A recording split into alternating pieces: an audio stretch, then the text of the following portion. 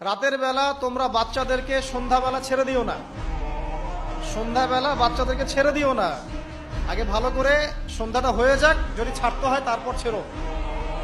তারপর রাতের রাত যখন গভীর হবে তখন তোমরা এলোপাথালি ঘোরাফেরা করো না, রাস্তাঘাটে বনে জঙ্গলে ঘোরাফেরা করো না, কারণ এই সময় এমন কিছু মাখলুককে আল্লাহ পাক ছেড়ে দেন যাদেরকে তোমরা দেখো না।